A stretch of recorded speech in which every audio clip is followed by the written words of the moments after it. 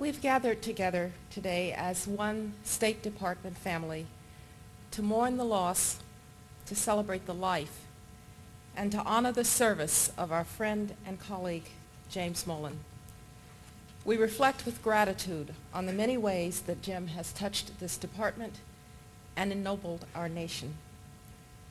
And we offer our deepest condolences to the members of Jim's family who are joining us, especially to his parents, Jack and Ann, and to his brothers, Bob and Dan. Those who knew Jim best praised his selfless sacrifice and service to our nation and to the cause of humanity. He follows, of course, in a long line of American patriots who understood the special responsibility of the United States of America to associate itself with those who seek liberty and seek to have the aspiration for freedom fulfilled. Kindness was at the core of Jim's character, along with courage and honesty and a limitless capacity for hard work. It is said that he was never one to boast or pine for recognition. He was too humble to say much of anything about his service, and that even his best friends in Iraq did not know that Jim had traveled often to the Dominican Republic, where visiting orphans who loved him simply referred to him as Jaime. Jim viewed his service in Iraq as an opportunity to give hope to people in need. He went to that country freely and eagerly.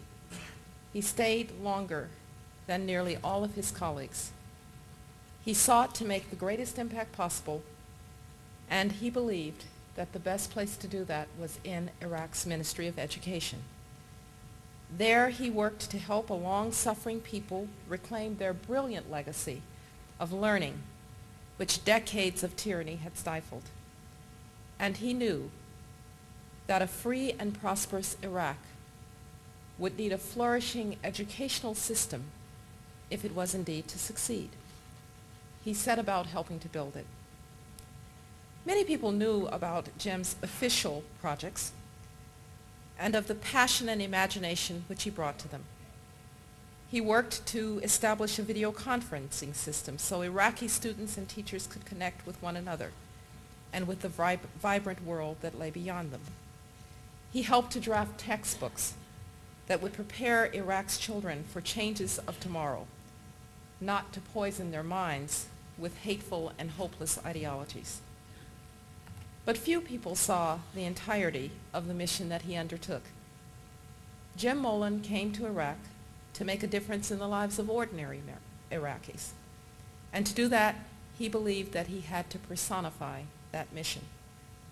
He had to befriend ordinary men and women and children and win their trust, and exemplify the goodness of America, even if that meant taking risks to show the flag. So on many nights, I'm told, you could find Jim dining in a local Iraqi restaurant. He believed that any restaurant whose pianist knew how to play Sinatra tunes deserved a steady business. You could also see Jim stopping every chance he could to buy a roasted chicken or a cup of coffee from Iraqi vendors, Iraq's entrepreneurs. He loved those dreaming and striving individuals. He admired their spirit and their bravery and their desire to work for a better life. Jim's Iraqi friends were in awe of him, calling him an American patriot and the best friend of Iraq. Jim knew that America's mission in Iraq was difficult, but he believed in it deeply and always gave his full devotion. More important than personal hardship was doing right by others and working tirelessly until the job was done. So Jim beat on the walls of the bureaucracy to get whatever support the mission needed.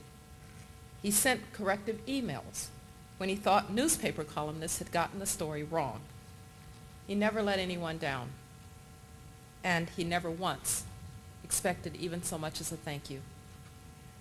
Serving others brought out the best in Jim, and he brought out the best in others.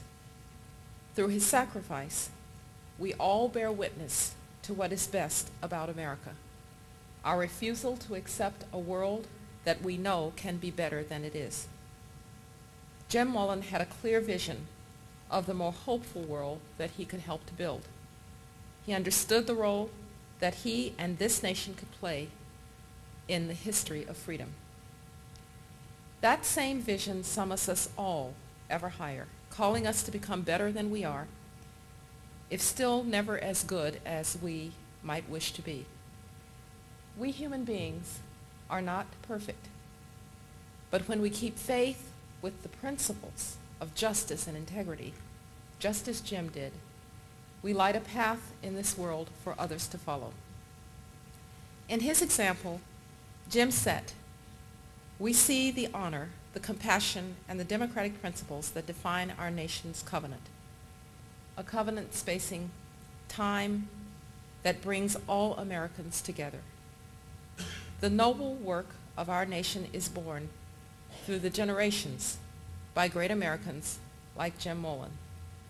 It is in their service and sacrifice that we see freedom able to flourish at home and to defend freedom abroad.